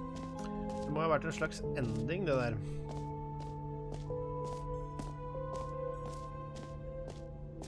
Men da er det The Bucket. Jeg fikk beskjed om å sjekke ut The Bucket.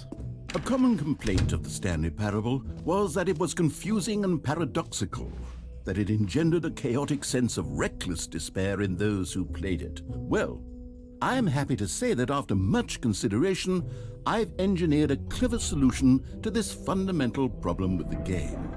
It's the Stanley Parable Reassurance Bucket. You see, Stanley, anytime you're holding the bucket, a sense of calm and ease will fill your mind and your heart. It's true. As long as you hold on to the bucket, the many disorienting contradictions of the Stanley Parable will feel perfectly normal and perhaps even comforting. You may even come to long for the gentle embrace of jarring cognitive dissonance while the bucket is in your arms. And to be honest, it's a much more convenient solution for me than actually redesigning the game to be less uncomfortable. Can you imagine what a pain in the ass that would be? Yes, the bucket is the perfect solution. Come on, give it a try.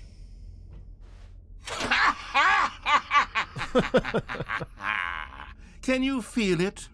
The glow of comfort, even in the face of crushing despair, must already be sweeping through your body. And in fact, can I say that I do believe the bucket lends you an air of charisma as well? I think that just holding it has made you the slightest bit more attractive as a person. The benefits of the bucket seem to go on, don't they? All this and more await you in the Stanley Parable 2. Ta med spøtta da. Den vår nå. Does anyone give out awards for most enjoyable bucket in a video game? That really should be an award if it isn't already. The button that says Jim, ass. Oi, der kommer et abonnement også. Takk skal du ha, Pakamu. Snart et år. Snart et år. Snart 2 år. Boom. Kjempekoselig. Takk for sub. It's what keeps this channel going around, you know.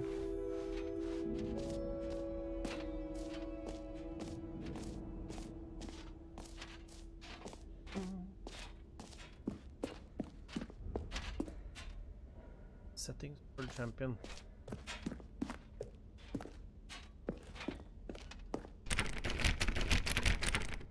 Vel, hva bøtta mi da? Shit. Merch!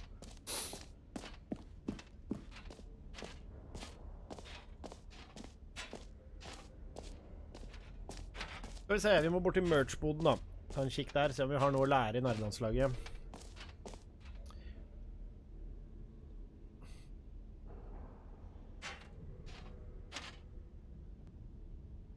I saw the new content. QR-kode. Den fungerende da, tro? Den det da? Den ville, men så ville den ikke likevel. Welcome to the official website. A sequel, huh? That's new. Kommer inn til en morsom liten video, faktisk. Vi ser etterpå. We gotta get the snack out of here.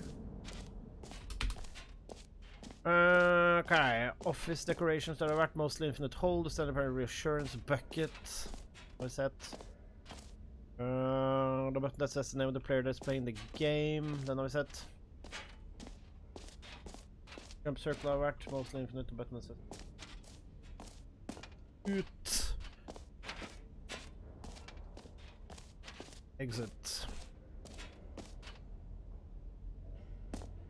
Da har vi vært igjennom alle de herlige nye tingene vi kan oppleve her i Stanley Parable, og skal snart gi meg for i dag, fordi det er bare begrenset hvor lenge jeg orker å sitte av gangen, på grunn av disse 2 knekte herlige ribbeina jeg har. Ja, nerdlandslaget, som jeg regner med er deg, Andreas, dette har vært helt fantastisk. Det nye contentet er dritmorsomt. Det er jo i tillegg et veldig solid spill i bånd, så jeg har i hvert fall storkost meg så langt. Det er sjelden jeg ler så mye av spill som jeg gjør her. So, Stanley, what do you think? Do you like all of the new features? Yes, I know it's not exactly clear yet how exactly these features will come together as one single coherent video game, but I can feel it in my soul.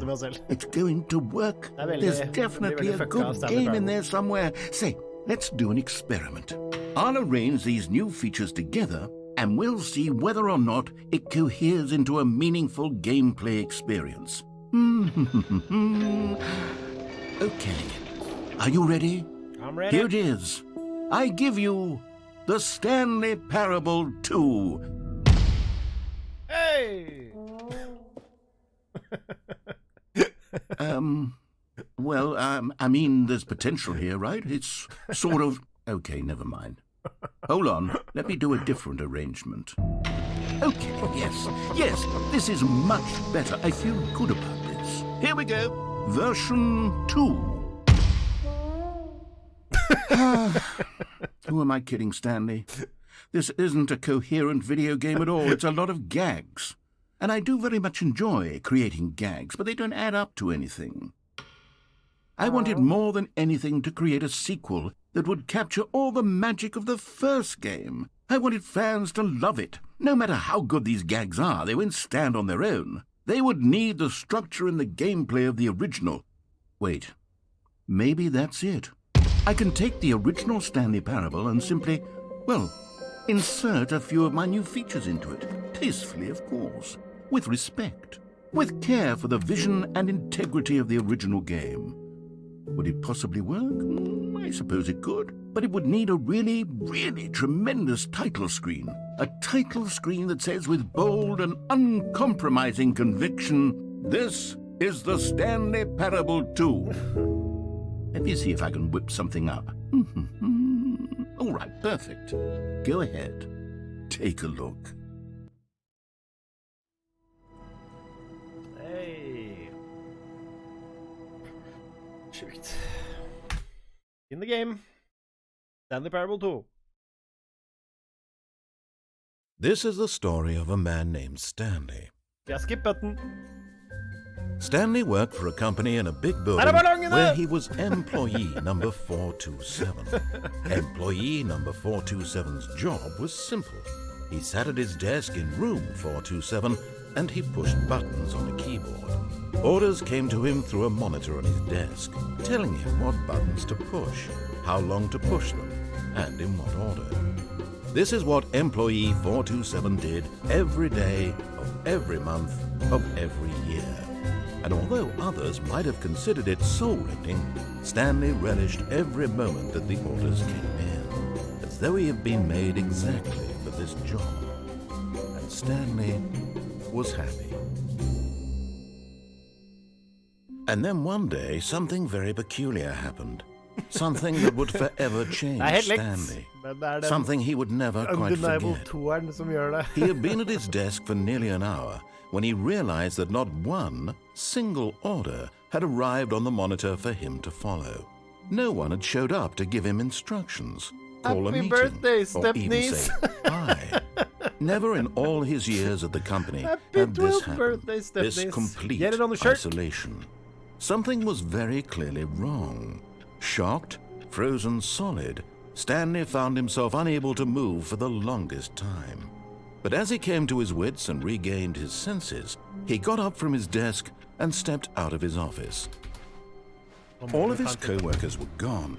What could it mean? Stanley decided to go to the meeting room. The Perhaps he had reassurance simply missed bucket! a memo. Der er den! Hvis du syns ting er ubehagelig, ta the Stanley reassurance picked up bucket. the bucket. Ah, shit. Det er jo en aldri så liten hyllest til Companion Cube. Det må det jo være. Stanley clutched the bucket tightly to his chest and entered the door on his left. This was not the correct way to the meeting room, but Stanley had felt the bucket calling to him, telling him that the employee lounge was simply the place to be. And here it was. Had the bucket turned out to be correct? Was this better than the meeting room? Yes, Stanley thought to himself. Yes, perhaps it truly was. How insightful the bucket turned out to be. Jeg glemte den, vet du. No, Ja, never hoppet ut av mind. vinduet. The bucket was wrong. Stanley took the door on his left to go back to the meeting room. No, Said the bucket. don't go to the meeting room. Go somewhere else. The cargo lift, yes. Go there. Go to the cargo lift. Åh, dette er så bra. Dette er så bra! Dette er så bra. Du tror du er smartere enn spillet, men du er aldri smartere enn spillet. Good. Said the bucket. Now the ride bucket, the lift Leo. all the way to the top. There's something up there I need you to do. Stanley did not question why or how this bucket was speaking to him. It should have alarmed him, of course, because buckets can't talk. But Stanley chose not to think about this obvious fact. He was firmly convinced that the bucket had spoken to him, and he unthinkingly did whatever the bucket asked.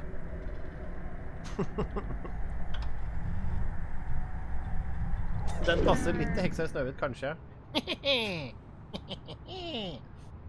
In here, said the bucket. Go into this dark room over here. Stanley once again obeyed blindly. telefonen, er det ikke det da? Now pick up the phone, said the bucket. Pick Ja, up. Oh, hold on. Why did you unplug the phone? Oh, Were you shit. trying to resist the bucket's orders? Stanley, I was joking. Obviously, the bucket isn't talking to you and telling you to do things. Buckets can't talk. It was a joke. Don't you get the joke? It's funny, Stanley. A talking bucket. Can't you see? Oh, goodness. I must have implementere really vitser. bungled up the delivery if you actually took me Han seriously. snakket om det Where did tidligere. I Han mess skulle up the begynne å joke? komme inn med bedre Should I vitser. have paused for longer or spoken quicker? Comedic timing is so difficult. I wish I were better at it. But there isn't exactly an instructional video on comedy that one can watch to fully... Oh, wait, yes, there is. It's sitting right here. Let's take a look. What is comedic timing? What is comedic timing? How does it work? How long should it last? How can it be used to effectively silence your political enemies? And more importantly, can it be taught in its entirety within 90 seconds? Thankfully, the answer to all of these questions is yes. Let's dive deeper. If you've ever told a joke or made someone laugh, in all likelihood, you did it while standing 50 to 80 centimeters from them in a room of no more than 76 degrees Fahrenheit, with one of your arms raised straight upward at a 15-degree angle from your body. These are the optimal conditions for good comedic timing. To begin the joke, start by stating and spelling your name. Next, provide a brief synopsis of the joke, including the specific times at which the recipient of the joke will laugh, and then spell out your name a second time. With these steps complete, it's time to begin the humor. Speak the entire joke in no more than 18 seconds and no less than 13 and a half, pausing only for bathroom breaks when necessary. When the joke has concluded, it is customary to inform your listener that the joke is over by declaring in your loudest possible voice, "I'm Dunny with the funny." Let's practice screaming, "I'm Dunny with the funny" now. I'm Dunny with the funny. Good. This saying is a perfect example of expectations management, which is the cornerstone of good comedy. Finally, it's time to hand out surveys. Collecting hard data from your audience on how rapt they were throughout the joke is the only way to grow or learn as a comedian. An effective survey should be no less than 10 pages long and should include the same question reprinted several times, just to ensure the survey taker is actually paying attention and not simply filling in answers at random. And that's all there is. With these strategies at your disposal, you'll have audiences doubled over in laughter and even tripled over in laughter in no time at all. Just remember to let them stop laughing at some point, you gut-busting little scamp. After all, we're each of us needed on the front lines of the war to fight the 12-legged invader who threaten our very existence and to very likely die in a hailstorm of bullets and mandibles. All of us must be prepared to give our lives to this noble cause, just as our children must do after us, and their children after them. Godspeed, and may Earth reign supreme. Hey, goodness, this video is a little outdated, isn't it? Well, no matter. I think the fundamentals of proper comedic timing are still as relevant today as they were back then. So with that in mind, I believe the only way forward is for us to return to the two doors and walk through all of this again, so I can try telling my story with more appropriate comedic delivery. Come on, scamp. let's head back. Det var faen så morsomt. Den videoen der, det er ikke siste gang jeg ser den videoen. Det er alle de beste tipsene. We will do so with standing with your arms in a 90-degree angle. Spelling out your name. Giving out the synopsis of the joke. Then spelling out your name again. You gut-busting little scamp. Nei. I can feel it. This time, I'm really going to nail the delivery. You'll be in stitches. A talking bucket, you'll say? How ridiculous. How absurd. What a hilarious concept. The king of comedy. That's what you'll call me. Thank goodness we had the instructional video. Otherwise, who knows where we'd be right now. Well, I wouldn't be the king of comedy, that's for sure. The bucket spoke to Stanley. The bucket spoke. The bucket spoke? Oh, I'll figure it out on the fly. No need to overthink things. Ja, vi backtracker da, for å gi han sjansen igjen. Tror dette blir... Det litt sånn... Kanskje noen kan finne noe morsomt vi kan raide. Bare gjøre oss ferdig med bøtta her. Vi får til dette raid-greiene denne gangen, det kan jo være. Here we go. You ready? When Stanley and the bucket came to a set of 2 open doors, they entered the door on the left. No. You were supposed to go through the door on the right, leading back to the phone. Did you not even look at the instructional video? I think this is all covered very clearly. There's no way I can make the comedic timing work now. It's done. The joke is completely done and over. It's all your fault, Stanley. I'm going to be ridiculed in the community of other joke writers. I'm going to be shamed at every one of our meetings from now on. All because you couldn't watch a simple video and take a hint. Are you proud of yourself for bringing me down, Stanley? Are you proud? Here we go. You ready? When Stanley and the bucket came to a set of 2 open doors, they entered the door on the left. Det helt umulig, altså det spillet nesten helt umulig å slutte å spille. Det det som problemet. Nå må vi ha comedic timing da. What? We're back at the phone already? No, what's going on? There was supposed to be several rooms leading up to this. There was supposed to be a build-up to this point, a dramatic display of remarkable comedic wit which culminates in this scene with the phone. But now the timing's completely off. The joke will never land, or not the way it was meant to. And it's all my fault. I must have forgotten that the phone room comes immediately after the 2 doors room. What an egregious mistake. I've made a fool of myself. I don't deserve the title of King of Comedy. I'm nothing. I'm not even the lowliest joke-telling whelp. I think I need to go back and rewatch that instructional video again. Yes, surely that will help me improve my... Stanley, you love the bucket so much it's like you... it's as though all of your other most prized possessions pale in comparison. Yes. Well, let me try that again, Stanley. I heard that you are pale with shame over how unabashedly in love with the bucket you are. Vi får en No? liten... Is it the delivery? Pale with shame. Her da. Ashraven TV på NL. Streamer har en viewer. Ja, det jo godt. Stanley, this bucket is so metal. I think I saw it playing guitar. No. Det en kul stream da? Making fun of Stanley's obsession with the bucket, which was the whole point of this.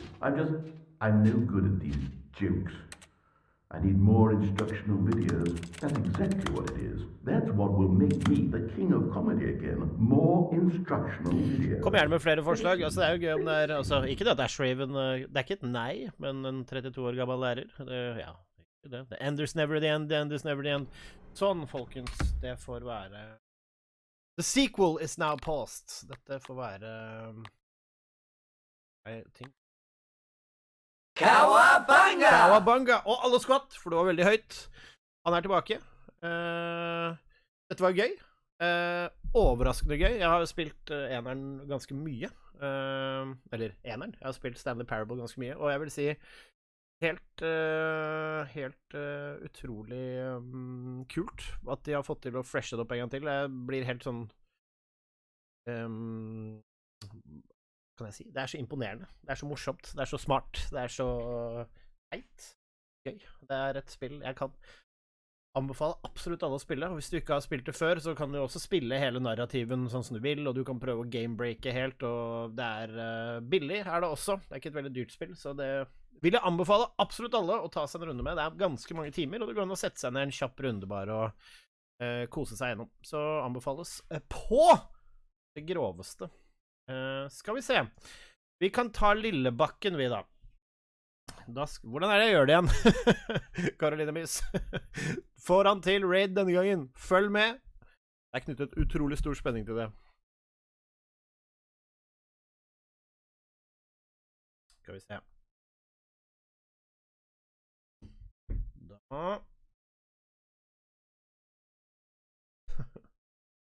Oi!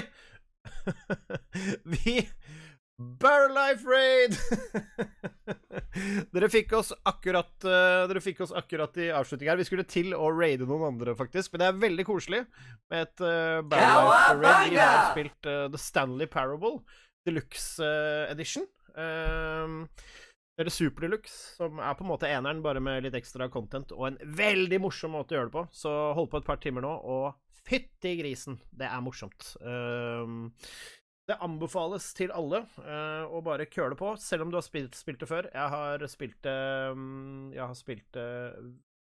veldig mange timer, og prøvd å exploite alle muligheter i det første spillet, men allikevel så var dette nye en fantastisk. Cowabunga! Cowabunga, sier den overgangen, og alle sliter. Ja, Cress sliter alltid med raid. Vi raida jo Cress the DM forrige gangen jeg streamet. Kres.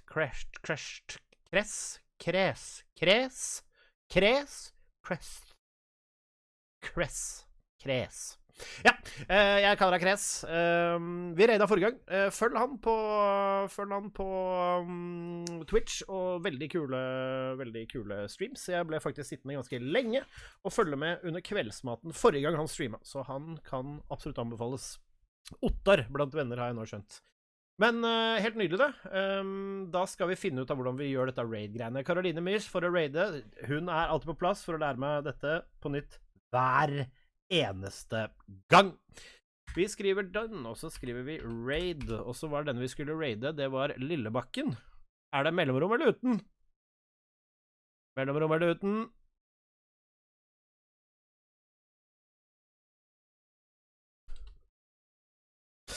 Lillebakken?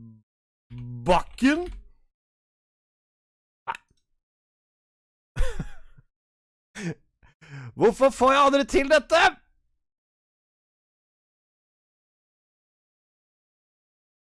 Raid. Raid channel. Lillebakken? Var det riktig? Det skal jo komme opp som menyting, skal det ikke det da?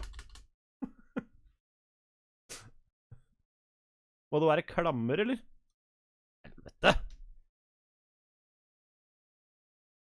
Hva den kuleste Turtles-figuren du har på det rommet der? Du må ikke stille meg sånne spørsmål.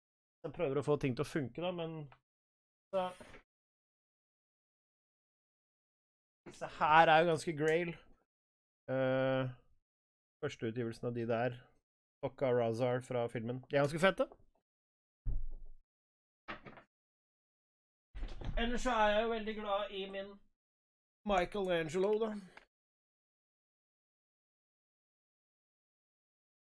Heftig.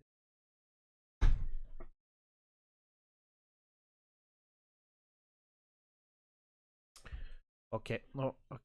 Skråstrek raid. Ja, så det har jeg gjort. Raid channel. Lillebakken. Sånn. Trykk enter. Funka det? Shit! He's a genius! Herregud. Og vi går inn og ser hvordan han tar i denne Lillebakken, da. Det alltid hyggelig.